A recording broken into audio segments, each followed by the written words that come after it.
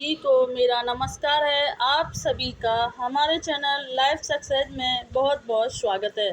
तो आज हम एक ही वीडियो में 85 मिलती जुलती रचनाओं को हल करने वाले हैं, जो कि आने वाली टीजीटी पीजीटी परीक्षा की दृष्टि से आपके लिए बहुत ही महत्वपूर्ण रहेगी।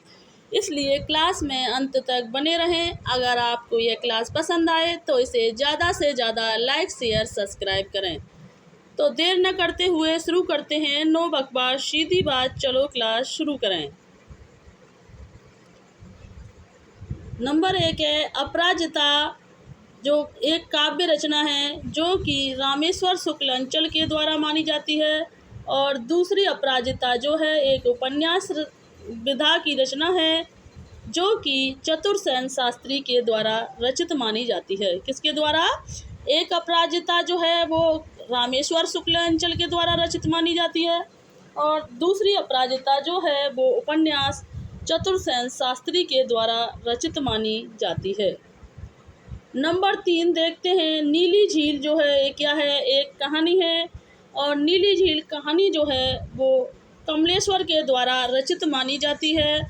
और दूसरी नीली झील जो है वो एक एकांकी है जो कि धर्मवीर भारती के द्वारा रचित मानी जाती है। किसकी है? तो दो नीली झील रचना है, एक है एक कहानी और एक एकांकी मानी जाती है। कहानी जो है वो कमलेश्वर के द्वारा रचित मानी जाती है और एकांकी जो है वो धर्मवीर भारती के द्वारा रचित मानी जाती है। नंबर 5 देखते हैं। अर्धनारीश्वर जो है एक उपन्यास है जो कि विष्णु प्रभाकर के द्वारा रचित माना जाता है और दूसरी अर्धनारीश्वर जो रचना है वो एक निबंध विद्या की रचना मानी जाती है जो कि रामधारी सिंह दिनकर के द्वारा रचित मानी जाती है। और ये दोनों ही अर्धनारीश्वर बहुत पूछे जाते हैं और इनमें कभी कभी ये कन्फ्यूजन हो जाती है कि हमें उपन्यास किसके द्वारा रचित है और निबंध किसके द्वारा रचित है।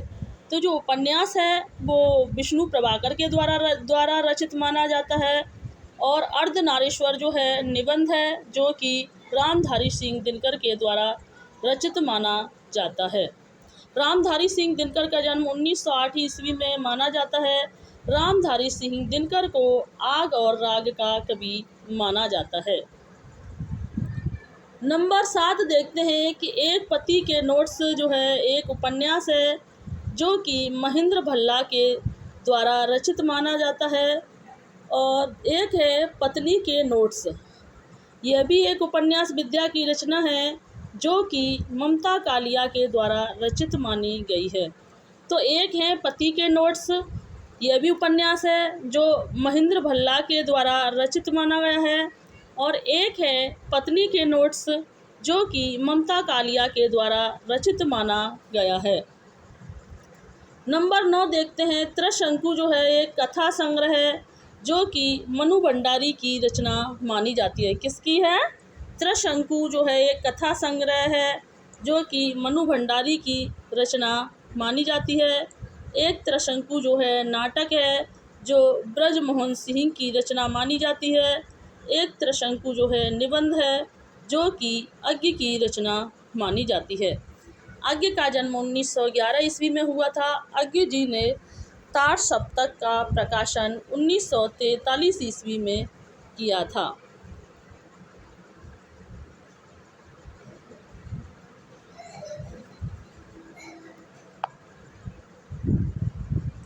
नंबर 12 देखते हैं कि पंच परमेश्वर जो है एक कहानी है जो कि प्रेमचंद के द्वारा रचित मानी जाती है। एक पंच परमेश्वर जो है यह भी कहानी है जो कि रागे राघव के द्वारा रचित मानी जाती है। तो दोनों ही पंच परमेश्वर जो हैं वो कहानियां हैं और एक प्रेमचंद के द्वारा तो दूसरी रागे राघव के द्वारा रचित मानी जाती है। तो प्रेमचंद के द्वारा जो पंच परमेश्वर मानी गई है वो 1916 में रचित मानी गई है और प्रेमचंद जी का जो जन्म हुआ था वो 1880 ईस्वी में हुआ था और प्रेमचंद को जो प्रेमचंद नाम दिया था वो दया नारायण के द्वारा प्रेमचंद को प्रेमचंद नाम दिया गया था, जबकि इनका मूल नाम धनपत राय था, जबकि उर्दू में यह नवाब राय के नाम से लिखते थे। नंबर 14 देखते हैं कि झूठा सच क्या है। एक उपन्यास है जो कि यशपाल के द्वारा रचित माना जाता है, और एक झूठा सच जो है वो निबंध है जो कि सियाराम शरण गुप्त के द्वारा रचित माना जाता है। किसके द्वारा? दो झूठा सच रचना है। एक उपन्यास है जो यशपाल के द्वारा रचित माना जाता है, और दूसरा झूठा सच जो है निबंध है जो सियाराम शरण गुप्त के द्वारा रचित माना जाता है। नंबर 16 देखते हैं। काली आंधी जो है एक उपन्यास माना जाता है जो कि कमलेश्वर के द्वारा रचित माना गया है। किसके द्वारा? काली आंधी एक उपन्यास कमलेश्वर के द्वारा रचित माना गया है, और इससे मिलती जुलती दूसरी रचना है पीली आंधी। पीली आंधी भी एक उपन्यास है जो कि प्रभा खेतान की रचना मानी जाती है। यह दोनों ही रचनाएं बहुत ज़्यादा पूछी जाती रही हैं, जिसे समझने में हमें काफ़ी गलती होती है। नंबर 17 देखते हैं। द्रौपदी जो है एक उपन्यास है जो प्रतिभा राय की रचना मानी जाती है। दूसरी द्रौपदी एक प्रबंध काव्य है जो नरेंद्र शर्मा की रचना मानी जाती है, और तीसरी द्रौपदी जो नाटक है वो कि सुरेंद्र वर्मा के द्वारा रचित माना जाता है। तो जो सुरेंद्र वर्मा के द्वारा जो रचित नाटक है यह बहुत ज़्यादा पूछा जाता रहा है, जबकि एक उपन्यास है, एक प्रबंध काव्य है और एक नाटक माना जाता है। तो सुरेंद्र वर्मा के द्वारा जो नाटक की रचना की गई है, और नरेंद्र शर्मा के द्वारा प्रबंध काव्य की रचना की गई है। प्रतिभा राय के द्वारा द्रौपदी उपन्यास की रचना की गई है। नंबर 21 देखते हैं। बांधो ना नाव इस ठाव बंधु जो है यह एक उपन्यास माना जाता है जो कि उपेंद्र नाथ अस्क के द्वारा रचित माना जाता है। इससे मिलती जुलती एक और रचना है बांधो ना नाव इस ठाव जो है यह काव्य रचना है जो कि निराला के द्वारा रचित मानी जाती है। इससे संबंधित जो है 2021 में टीजीटी में भी प्रश्न पूछा गया था, जिसे का उत्तर देने में मतलब बहुत ही कन्फ्यूजन रही थी।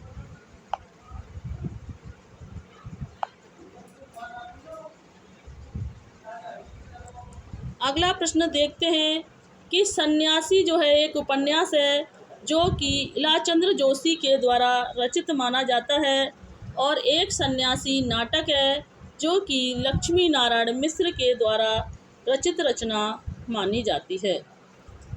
नंबर 25 देखते हैं। उर्वशी जो है ये क्या है?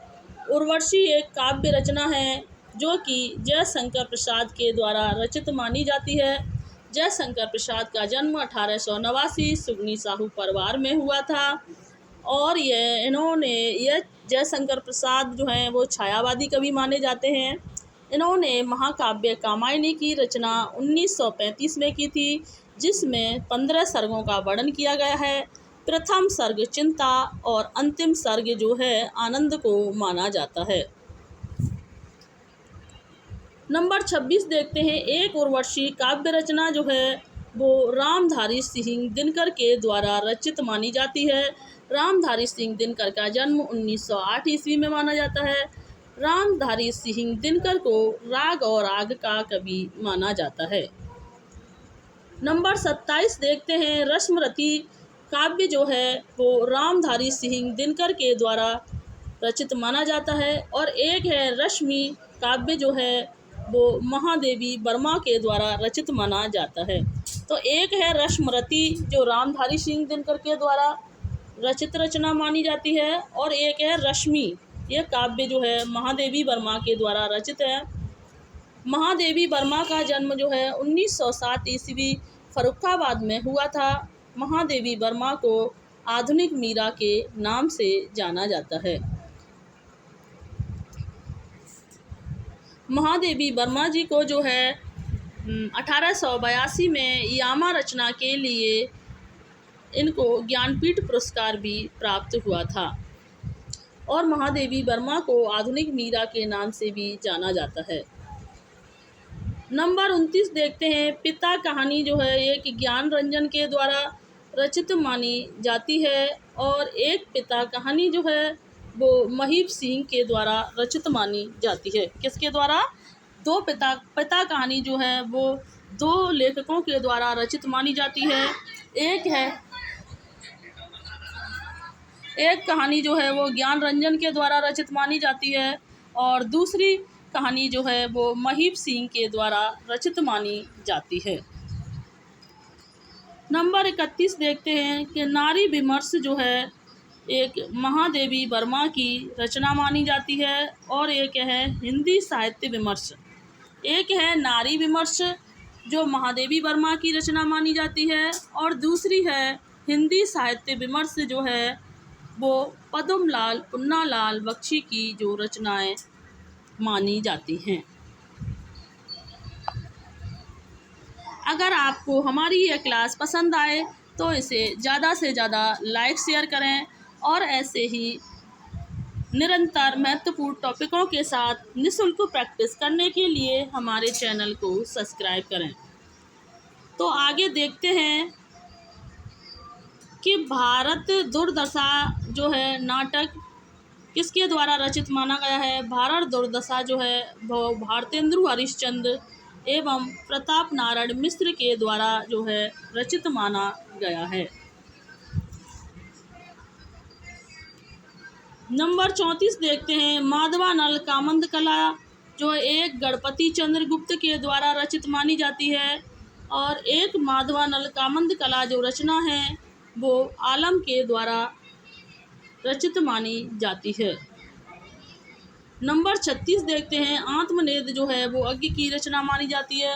अज्ञ का जन्म 1911 ईस्वी में हुआ था और अज्ञ जो है ने ताड़ सप्तक का 1943 में प्रकाशन किया था जिसमें 7 कवियों की रचनाओं का वर्णन किया जाता है। नंबर 37 देखते हैं आत्मजयी जो है वो कुंवर नारायण की रचना मानी जाती है और एक है आत्मनिरीक्षण जो है वो सेठ गोविंद दास की रचना मानी जाती है। किसके द्वारा? आत्मनेद जो है वो अज्ञ की रचना मानी जाती है जबकि आत्मजयी जो है वो कुंवर नारायण की रचना मानी जाती है। नंबर 38 देखते हैं आत्मनिरीक्षण सेठ गोविंद दास की रचना मानी गई है। नंबर 39 देखते हैं रस मीमांसा जो है वो रामचंद्र शुक्ल की रचना मानी जाती है।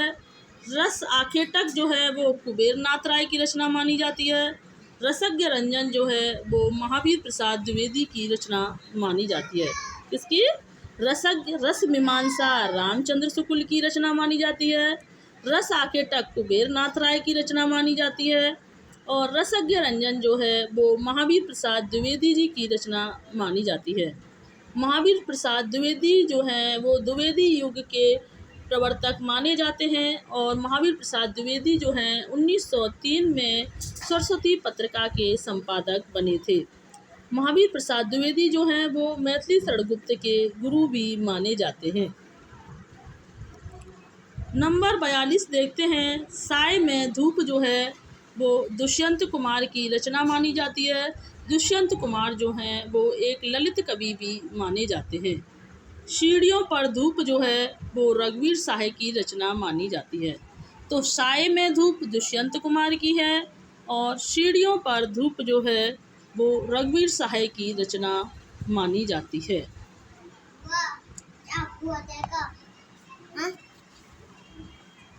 अगला प्रश्न देखते हैं कि इसको तो अभी हम करा चुके हैं।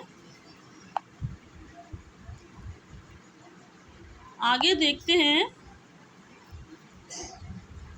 नंबर 44 देखते हैं कि कड़ियाँ जो है वो अज्ञ की रचना मानी जाती है और एक है श्रृंखला की कड़ियाँ। तो श्रृंखला की कड़ियाँ जो है वो महादेवी वर्मा की रचना मानी जाती है। किसकी? कड़ियाँ जो हैं वो अज्ञ की रचना मानी जाती है और श्रृंखला जो है वो महादेवी वर्मा की रचना मानी जाती है। महादेवी वर्मा की अन्य रचना है रश्मि, नीरजा, दीपशिखा, यामा आदि जो है इनकी रचनाएं मानी जाती हैं। नंबर 46 देखते हैं कठिन काव्य का प्रेत जो है वो किसे कहा जाता है। तो कठिन काव्य का प्रेत जो है वो केशव दास को कहा जाता है। केशव दास का जन्म 1555 ईस्वी में माना जाता है। केशव दास जो है वो अलंकारवादी कवि माने जाते हैं। उनकी रचना है कवि प्रिया, रसिक प्रिया, वीरदेव चरित सिंह और विज्ञान गीता आदि जो हैं इनकी रचनाएं मानी जाती हैं। केशव दास को प्रथम सर्वांग निरूपक आचार्य भी माना जाता है। नंबर 47 देखते हैं, कठिन गद्य का प्रेत। तो कठिन गद्य का प्रेत किसे कहा जाता है? कठिन गद्य का प्रेत जो है वो अज्ञ जी की रचना मानी जाती है। अज्ञ जी का जन्म 1911 में हुआ। यह तार सप्तक के कवि माने जाते हैं। नंबर 48 देखते हैं, उसने कहा था जो है वो चंद्रधर शर्मा गुलेरी जी की रचना मानी जाती है। और तुमने कहा था वो नागार्जुन की रचना मानी जाती है। और उसने नहीं कहा था यह शैलेश मटियानी की रचना मानी जाती है। उसने कहा था चंद्रधर शर्मा गुलेरी, तुमने कहा था नागार्जुन, उसने नहीं कहा था यह शैलेश मटियानी की रचना मानी गई है। तो तुमने कहा था जो है यह नागार्जुन की रचना है। नागार्जुन जो है एक मार्क्सवादी कवि माने जाते हैं। इनका जन्म 1911 ईस्वी में माना जाता है। और नागार्जुन को जो है आधुनिक कबीर के नाम से भी जाना जाता है। नंबर 51 देखते हैं, युग की धारा जो है वो किसकी रचना है? युग की धारा जो है वो नागार्जुन की रचना मानी जाती है। और युग की गंगा जो है वो केदारनाथ अग्रवाल की रचना मानी जाती है। किसकी? युग की धारा जो है नागार्जुन की, युग की गंगा केदारनाथ अग्रवाल की मानी जाती है। नंबर 53 देखते हैं,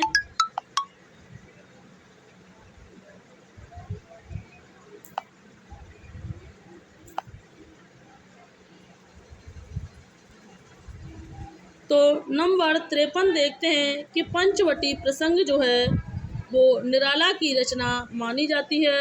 और एक है पंचवटी। पंचवटी जो है वो मैथिली शरण गुप्त की रचना मानी जाती है। तो पंचवटी प्रसंग निराला की और पंचवटी मैथिली शरण गुप्त की रचना मानी जाती है, जो कि 1925 में रचित मानी गई है। पंचवटी जो कि मैथिली शरण गुप्त के द्वारा रचित है। मैथिली शरण गुप्त का जन्म 1886 ईस्वी में माना जाता है। मैथिली शरण गुप्त को राष्ट्र कवि भी माना जाता है। और इनको राष्ट्र कवि की उपाधि जो है वो महात्मा गांधी जी के द्वारा दी गई थी।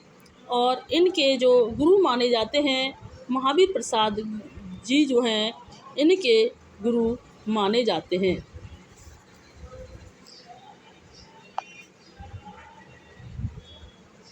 अगला प्रश्न देखते हैं कि नई कविता के प्रतिमान जो है वो किसकी रचना मानी जाती है?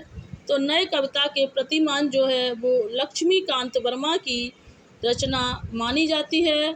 और कविता के नए प्रतिमान जो है वो नामवर सिंह की रचना मानी जाती है। इन दोनों रचनाओं में भी बहुत ज़्यादा कन्फ्यूजन रहती है कि नए कविता के प्रतिमान लक्ष्मीकांत की है और कविता के नए प्रतिमान यह नामवर सिंह की रचना मानी जाती है। नामवर सिंह जो है वो एक मार्क्सवादी कवि माने जाते हैं। नंबर 57 देखते हैं कि वे दिन जो है वो निर्मल वर्मा की रचना मानी जाती है। एक है वह दिन वह लोग। वह लोग नहीं है, यहाँ पर है वे दिन वे लोग जो हैं वो शिव पूजन सहाय की रचना मानी जाती है। यह रचना जो है TGT 2021 में भी पूछी गई थी। नंबर 59 देखते हैं कि हिंदी साहित्य की भूमिका जो है वो हजारी प्रसाद द्विवेदी जी के द्वारा 1940 में रचित मानी जाती है। हजारी प्रसाद द्विवेदी जी ने आदिकाल को आदिकाल कहा था और इनका जन्म 1907 ईस्वी में हुआ था। इन्होंने आदिकाल की शुरुआत 1000 ईस्वी से मानी है। और हजारी प्रसाद द्विवेदी ने पृथ्वीराज रासो को सुख सुखी संवाद भी कहा है। नंबर 60 देखते हैं कि भारतीय साहित्य की भूमिका जो है वो रामविलास शर्मा के द्वारा रचित मानी जाती है। और रामविलास शर्मा का जन्म 1912 ईस्वी में माना जाता है। रामविलास शर्मा जो हैं वो एक मार्क्सवादी कवि माने जाते हैं। नंबर 61 देखते हैं कि रीति काव्य की भूमिका जो है वो किसकी रचना मानी जाती है। तो रीति काव्य की भूमिका डॉक्टर नगेंद्र की रचना मानी जाती है। डॉक्टर नगेंद्र का जन्म जो है 1915 ईस्वी में माना जाता है। डॉक्टर नगेंद्र जो है एक रसवादी कवि माने जाते हैं। डॉक्टर नगेंद्र ने जो है हिंदी साहित्य का इतिहास नहीं लिखा था, जबकि उसे संपादित किया था। यह प्रश्न बनता है कि क्या डॉक्टर नगेंद्र ने हिंदी साहित्य का इतिहास लिखा था या नहीं। तो डॉक्टर नगेंद्र ने हिंदी साहित्य का इतिहास नहीं लिखा था, बल्कि उसे संपादित किया था। एक कुरुक्षेत्र जो रचना है वो रामधारी सिंह दिनकर के द्वारा रचित मानी जाती है। और एक कुरुक्षेत्र धर्म क्षेत्र जो है वो दूधनाथ सिंह के द्वारा रचित मानी जाती है। तो इस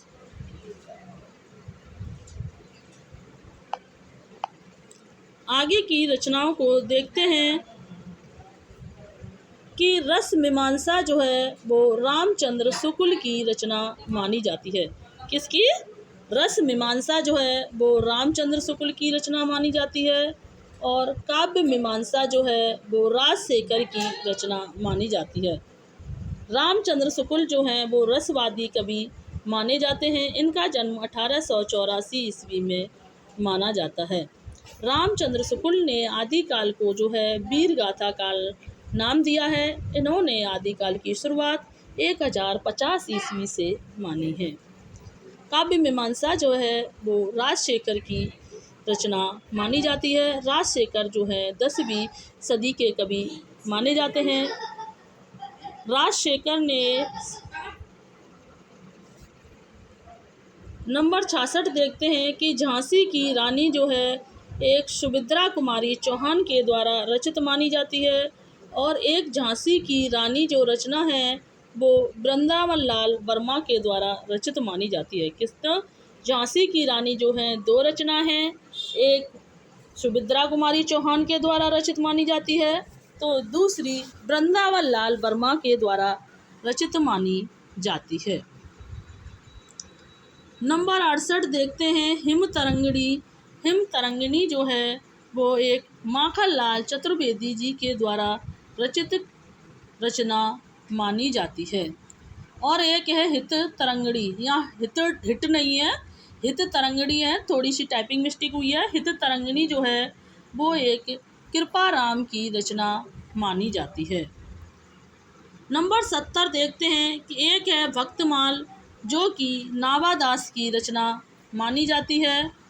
और दूसरी है उत्तर भक्तमाल जो है भारतेंदु हरिश्चंद्र की रचना मानी जाती है। भारतेंदु हरिश्चंद्र का जन्म 1850 ईस्वी में हुआ था।